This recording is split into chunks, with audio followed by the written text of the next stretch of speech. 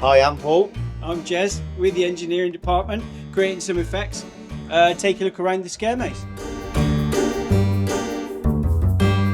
Basically, we created a framework using basically a wiper motor from a car, which gives you a concentric arm that goes in and out. And then on the other side of the wall, gives you an effect of an arm grabbing, like that. Yeah, really pleased with it. And when the lighting's low, it's got a good effect. This is our flying ghost, and it runs on a wheel that end and a wheel right down the other end of the hall. So we're going to try and get it up in the air.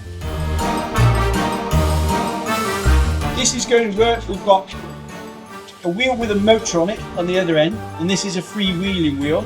And basically, it's just a line that runs around each wheel with a ghost attached, and as it goes round, the ghost flies along as if it's in mid-air.